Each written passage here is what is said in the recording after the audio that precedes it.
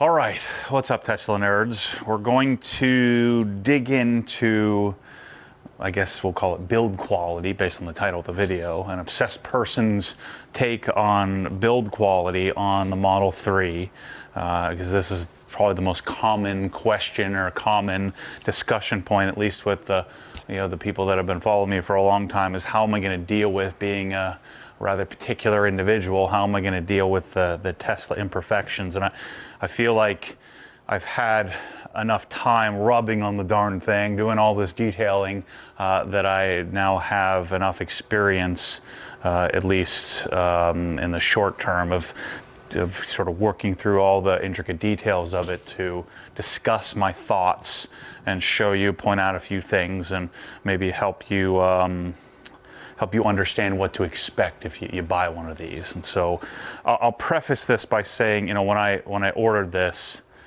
I ordered it without high expectations. Right? I knew that I wouldn't be doing any paint protection film. I knew that I would be correcting the paint. I'd assumed there'd be some paint flaws. I mean, this is a 3-year-old car, or the car manufacturer's been doing it for about a decade. I think that some people get a little too angry about a new company and saying they have expectations for these, but for whatever reason I just didn't have high expectations. I really haven't had a huge desire for one of these electric cars, but I thought it was time for me to get a hold of one, so it made sense for me to buy the entry-level car that's a bit more nimble, and then I could decide if I wanted to spend more on, the new Model S looks pretty sweet, so maybe this could be my foray into electric vehicles. So let's start from the front, work my way back, and then we'll jump in the interior and kind of talk to you about the things I've noticed thus far. So the front bumper, and we'll just sort of say this overall, I don't know if they've changed something in the paint process, but the paint on this thing was pretty darn fantastic. There were 2 little sanding marks identically, or ironically, on the same identical spot on either side. I'll show you where we had to correct, but there really weren't any major paint runs. The door jambs seem pretty nice. The paint match on all the panels is pretty good. The glass is really pretty fantastic. And so I'm really surprised, and I think this is a change, and I think it's still largely hit or miss. I haven't analyzed another Tesla like I have this, but I know lots of people that follow me have made comments about how their paint wasn't so good. It also helps that it's white. But I would argue this particular one, the one that I got, the paint was really great. I did a 1-step correction, 2-step on a couple of spots, but it came pretty darn nice, even from the Tesla. I guess it's not really a dealer, but the Tesla factory direct prep people didn't really jack it up, and so I was able to decon it and correct it pretty quickly. So on the front bumper, the bottom lights are pretty even. Panel gaps are pretty good. The tow hook gap is pretty nice. The biggest thing you'll notice is that the paint on the parking distance sensors doesn't match. It's not even freaking close. This is like bright, regular, shiny white, and then this is some sort of pearl metallic type finish. But it's not the end of the world. I wish what they would do is almost just make them black. It'd probably be better to just, even though you'd see them, just to have black versus a white that doesn't match at all. So it seems pretty clear to me that these are painted somewhere else. And it actually has a white rubber surround as well, which is a little weird.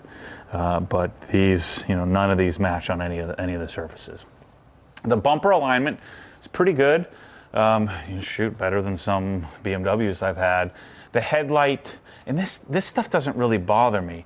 The headlight alignment, so this is pretty flush. If you take your finger, it pokes out a little bit on the bottom, and pretty flush here at the top, a little bit on the side, pretty flush here, whereas this light is quite a bit different.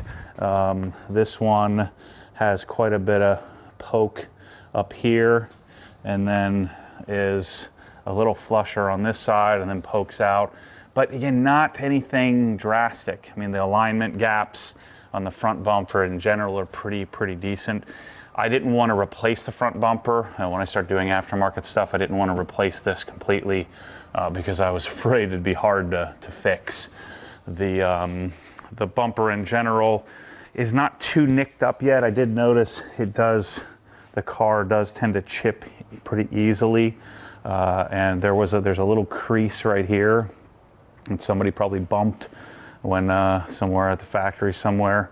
But the paint condition's pretty good. The headlights were pretty nice. No scratches or real imperfections on them, so that's been nice. The panel gap here on the hood is also good. You know, you feel the same type of gap, same type of I guess slope on both the passenger and driver side. So I found no issues there. All the rubber trim or plastic trim around the inside here. Let's open up the front trunk. The hood alignment is, like I said, pretty good. The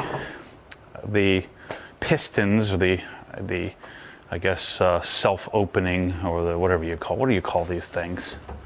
Hood struts. Yeah, the hood struts are good. They're appropriately balanced. The wiper blades are nice and clean. Everything in here was nice.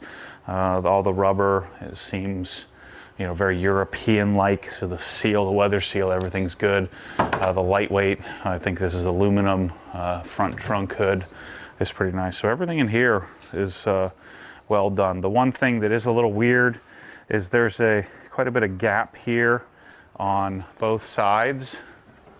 It almost looks like it's unfinished, because it kind of is. It doesn't snap in super well in the center section here, and so it does look a little bit odd in that.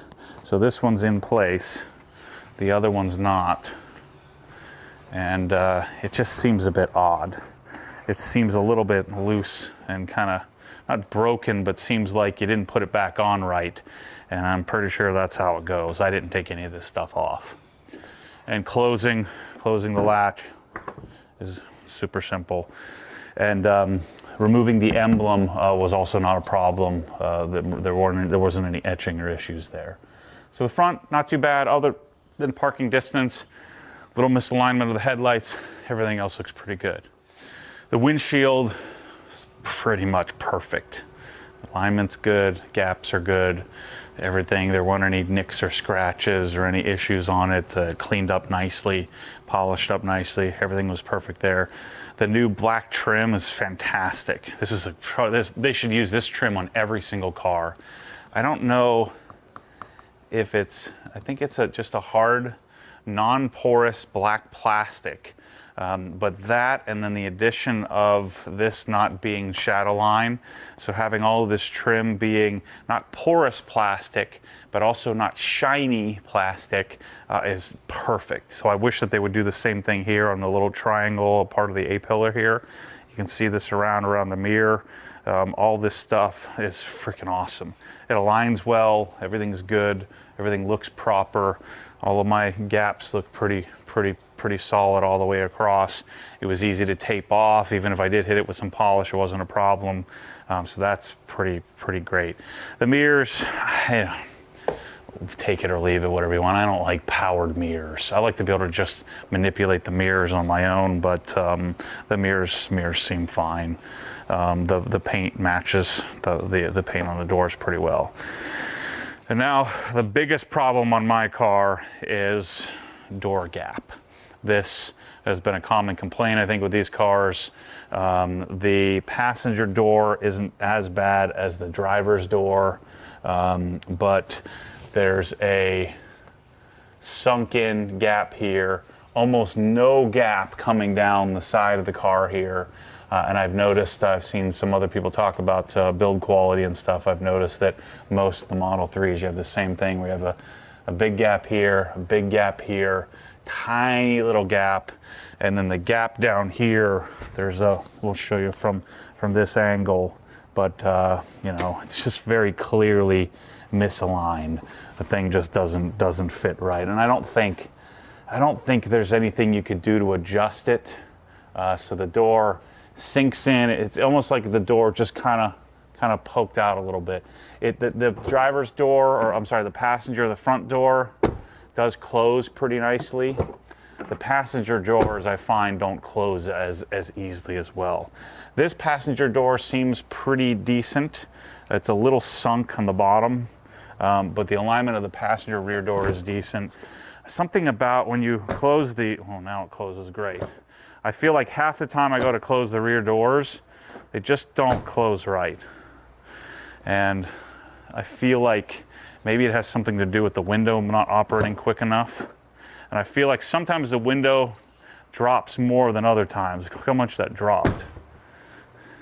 And I guess it drops quite a bit.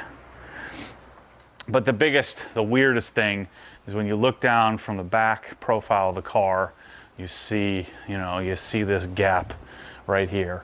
But you'd have to be looking for it to really, really bother you. The other mistake I made, I didn't think this would matter, but you probably want to tape. You want to tape off your door handles and your polishing. It did shine them up quite a bit when I polished over them. They were a bit more satin before. But in general, you should probably tape it off. I do have a problem with the rear glass here. There's I think it's probably the glue. I can't get it off. It's either glue or it looks like, I don't know if it's scratched, but it looks like it's scratched right here. There's like a little 1-inch section that's kind of jacked up. I think it's glue, but I did use some heat and adhesive remover and I couldn't get it off, so I think it may be scratched from the factory there. So right here in this cup, there was some pigtail sanding. I think this area is a little trickier for their newer paint processes to try to capture. I think they may have a hard time here because this is where there were very clearly a couple of paint nibs that they sanded and then didn't polish out properly.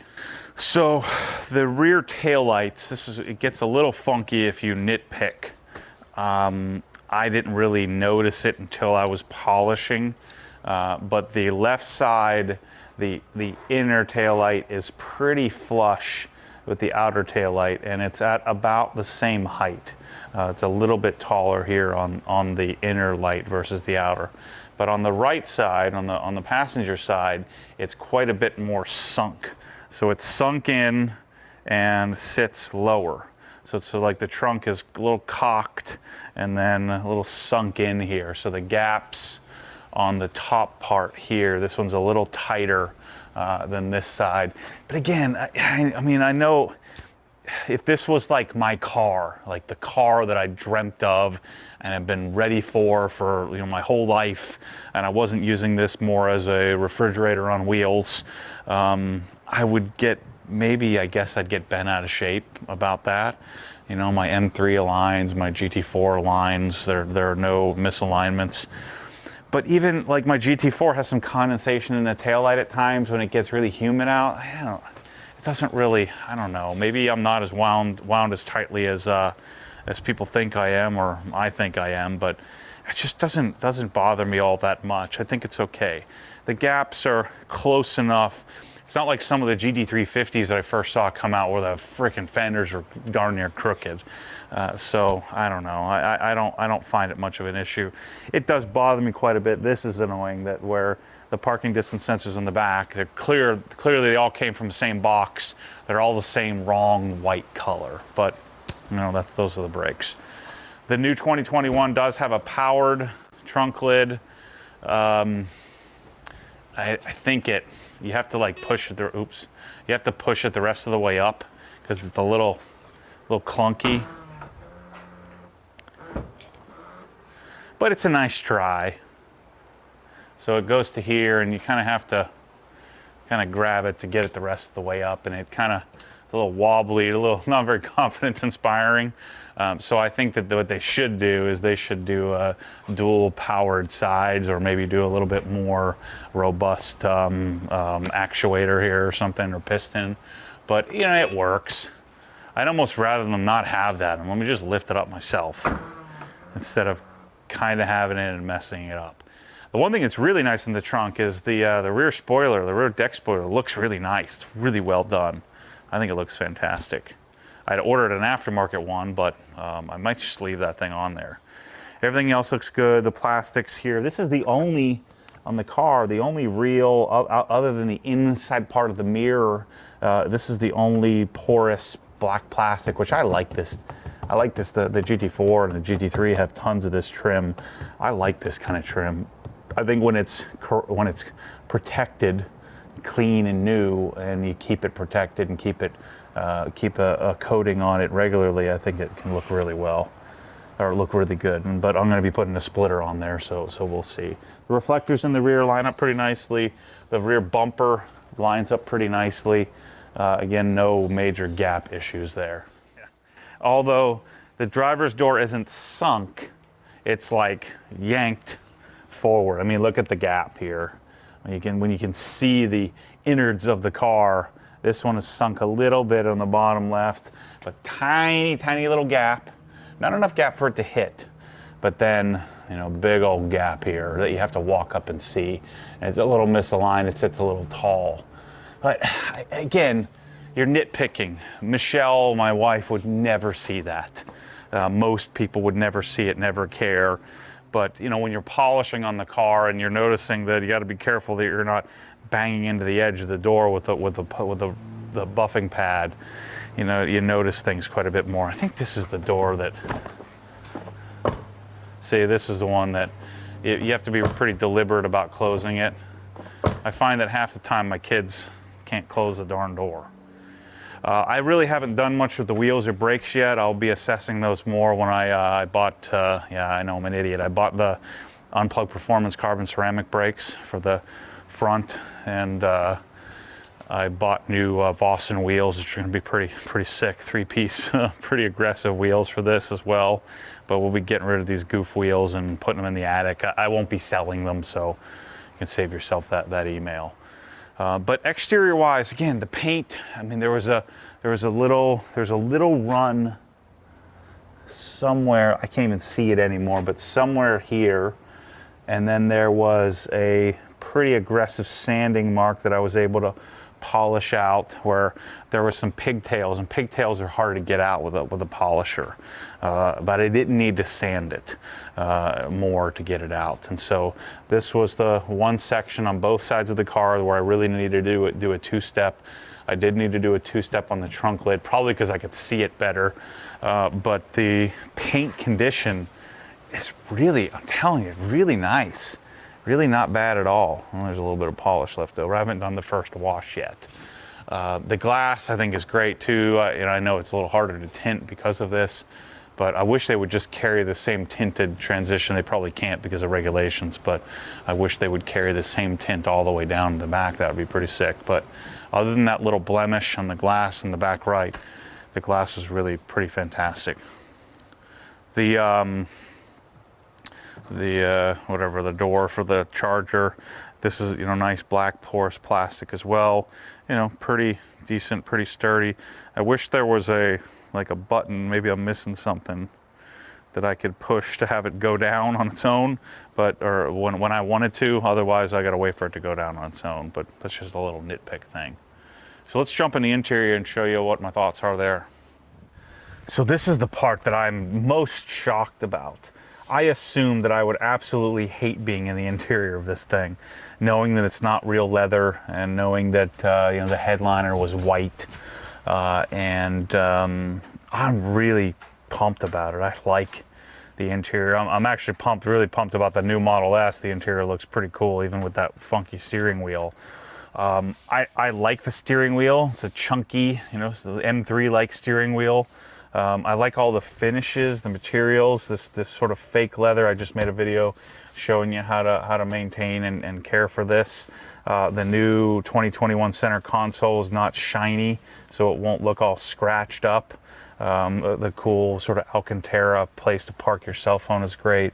I think the frickin' screen is awesome. Even something like just the style of the rear view mirror, the center mounted rear view mirror is really pretty darn nice. And then the seating position is decent enough. I feel like I'm sitting low enough in the car, and the door panels are great. But everything in the interior, I don't notice any misalignment there, at least at this point. I don't know how many miles we have on it, maybe 800 miles or something like that, 1,000 miles. I don't notice any rattles. I love the air conditioning. Michelle, my wife, doesn't like how it's, random air conditioning. But the seat, the stitching on the seats is fine. The only thing that's super weird is these weird floor mats have this weird semi-Velcro type stuff on the bottom. I find, especially the back one, it has one long back center whatever floor mat, and it's freaking hard as crap to get lined up in the middle. But everything else is good. Wish they'd get rid of cup holders in cars altogether, but I know you Tesla nerds will start yelling at me about that one. But yeah, the interior is surprisingly nice. I'm a minimalist when it comes to interior. I love that it doesn't have a freaking zillion buttons on the steering wheel. I love my Porsches have no buttons on the steering wheel. I don't understand why I can't reach half a 6 inches to the right. But yeah, this interior is great. I'm gonna feel a little less dorky when I'm driving around, when I get some windows tinted so people can't freaking see me in this nerdmobile. But I also like the dash. I know that some people have had problems with dashes, but if plastic and vinyl is done well, it can look good and not have to be super expensive. So I'm pleased with the interior. I think it's great. And the audio system, freaking fantastic in this thing for a base factory audio system with no, they're not really touting any major like brand. I think B&O has designed it or something like that, but it sounds pretty fantastic. And then I'm 6'2", and the back seat, with my seating position, I can still fit back here. Pretty comfortable. I do have about an inch of headroom here to put my head back and relax. I guess the side pillar here is a little close, but nice for a base $36,000 car. Oh, I do like the pedals too. The pedals are pretty nice looking as well. So those are my thoughts. I know I'm kind of nitpicking, but you have to nitpick. It's a pretty decent package. I'm really surprised. I thought I'd be having this video. I was excited to be able to make one of these videos after I'd done polishing and talked about how crappy it was, but it's really not. And I'm approaching this from I don't fall in love with the cars I buy unless I really do love them. I don't feel the need to, make things up about something that I may not like as much. I'll just move on to the next thing, sell it, and move on. But this thing, I think it looks stupid. It looks weird. I'm gonna try to make it not look so stupid. But I think it has some potential. The potential's there in that it's not super jacked up. The paint condition's good. The alignment's not too bad. The interior is a freaking great place to be. I love the interior. And I'm not much of an interior guy, but I put it on not on Porsche's level from quality perspective, but from a functionality and a niceness perspective, it's good enough for me. I want to get an interior and not think about it. I want it to just be nice enough. So I don't want it to be so nice that it's annoying, but so I don't want it to be crappy like a Dodge Challenger or something like that. So.